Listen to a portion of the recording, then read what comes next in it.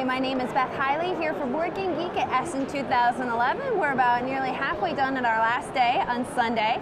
Yeah, I know, as we all breathe a big sigh of relief. So I'm very excited. I have to introduce him first since I know I'm very excited to see Christian again. Hi. After meeting you this summer at Origins. But I'm going to let both of you introduce yourself since I'm not going to get your French last names very well. So, so my name is Christian Lemay. See? And I'm the publisher for Le Scorpion Masqué. And I'm Pierre Poisson-Marquis, and I'm the co-designer of Quebec. Philippe Baudouin is the second one, and he's not here for the moment because he had to go back to Canada. Well, that's a good reason to not be here, Yeah. but we'll just give the little box a shout out here at beautiful cover design. Thank you. Of an actual place in Quebec, Well, possibly in yesteryear. That's a view, but some buildings have been moved, so... Yeah. All right, well, I'm going to let you guys jump right into an overview. So it's Pierre do it. Okay. Well, Quebec is a game about Quebec City, obviously. It's a game where you have to build the city over a span of 400 years, because the city is actually 400 years old. It's celebrated it's 400 years back in 2008. So we decided to make a game for the occasion. Pierre is an historian. Yeah. As are many board gamers, I feel. Well, Martin Wallace is one actually. It's true. So, yeah.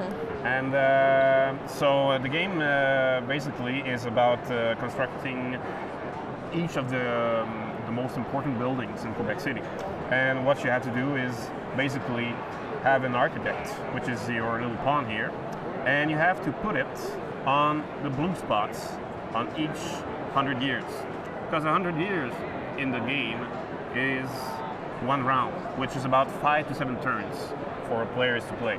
So basically you put your architect on a building site, because you see that the buildings here are completed or uncompleted, and the construction sites are the first phase of the building site. And when you put your pawn here, you just remove the blue spot, and then you wait for the players to put some workers on the construction site.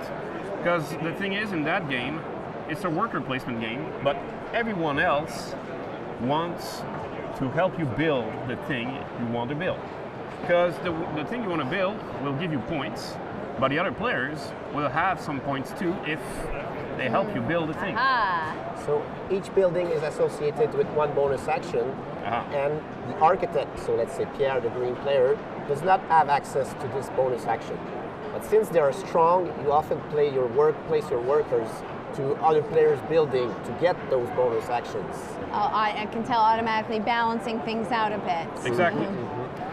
So this is one of the first neat mechanisms of the game. The second is the transferring of the workers once the building is done. Because you have to know that the building can be done even though the spots here are not completed. The thing is that when the architect is removed, the workers here will be transferred on one of the 4 corners which are related to each of the buildings. If the building is purple, then the workers will go on the purple spot. So the purple is the color for religion, you have red for politics, blue for culture, and you have yellow for economy. So basically the purple buildings would be churches. Okay. And then what happens is the workers here will be worth points at the end of the round. When all of the buildings of the first century will be built, or a player has no more workers to place, we are at the end of the century. So we just count down each cube in the 4 corners and in this zone, which is pretty important because it's the first zone that we count on each end of the century. This is the Citadel. If I'm not mistaken, Pierre, Quebec is the only North American city with fortifications. Exactly. Sounds about right. So the Citadel is like a fortress, which was built 200 years ago, but was planned to be built 400 years ago. So we just put it out there for 4 centuries, and the game lets us put workers in the Citadel zones during the game just to make some points. And at the end of the century, we just count down each cube, and they each make 1 point, and then half of them, of the majority holder, because this is the bonus for the majority holder, they will be transferred to the first of the 4 corners to be counted. And after this transfer, then we calculate. So you see, green had only 1 point at first, but with this cascade, now has 3 points, and he now has the majority, so he will cascade again. Yeah, half of them rounded down. And so I'm guessing that's what that little visual is, just to remind you the order in which they cascade. Exactly. In fact, the cascade is different for each century. So you always start here, and then in the first century you go there. Yeah. But in the second century, you would go directly to politics and finish with. Because in the first century, religion was more important in the history of Quebec, and in the second century, it was politics. That's how it works. And the cascade mechanism is inspired by religion supporting politics, which supports economics, which supports culture. The arts. Ah, that was my little aha moment right there. I see. So there are many historical interesting things in the game.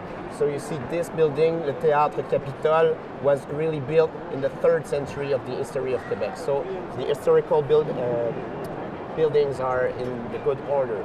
Yeah, exactly. That's the historian speaking. That's the historian speaking.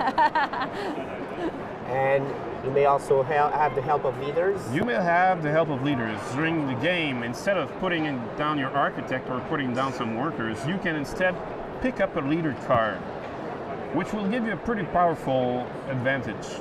But it only lasts until the end of the century, so you just don't keep it all the game long. And you cannot have more than one of them either. But each of them gives you an advantage. Like, for example, this one, the yellow one, would give you a second architect to play with. So it can be faster for you to build some buildings and make some points. There are 2 places where a player send their workers and scores points for you. So, because you can imagine that the more workers your building receives, the more points they'll be worth. Right. Yeah. And to spice things up, also, we added some event cards. You took the German. I took the German version. We're okay. in Essen after all. Yeah. And for example, this one is the arrival of the founder of the city. So basically, what it tells you is that until the end of the game, the player who has the longest chain of buildings constructed touching themselves will be making 8 bonus points at the end of the game. So these cards are like an advanced version of the game. You do not have to play them to appreciate the game, but if you want to add a new level of the game, you just add an event card each time you begin a new century. So, and are there, it looks like you maybe have one, all those are all year 1 Yeah, versions. so you draw 1 even for the century, and for each century there are 4 different. So you might not know which one you're going to get. Yeah, okay. exactly. And there's not always bonus points. Like, for example, there's an event in the 2nd century which doesn't allow you to take any leader cards. Well, there's one that would make you activate more workers each time you play. So it changes the strategy pretty much. Wow. Well, I had the chance just to, sort of listen in a little bit. I was overhearing you this summer, and now seeing the full game, particularly with all the components completed and officially published, this looks even better than what I remember from this summer. Thank you. I'm thrilled that this is now ready to go. Yeah, so it should be available in a week at our US distributor, as per the US. And you will get the promo card at the BGG store. Oh, excellent. A promo card, which is an event card. Well, no, it's not an event card, sorry. yes, it's an event. It's Alfred Hitchcock, who came in Quebec to in 1955, shoot a movie. He shot a movie. What is the movie? Icon Fest. Icon Fest. Yeah. Good movie. And he becomes a new leader. So we. Yes, since it's culture, yes, that makes sense. Exactly. Well, that's pretty much it. All right, well, and I can see you have a second game box over there, which I am personally a big fan of. So I am just, let's put everything up Yes. on the board because I actually will just carry this around the corner.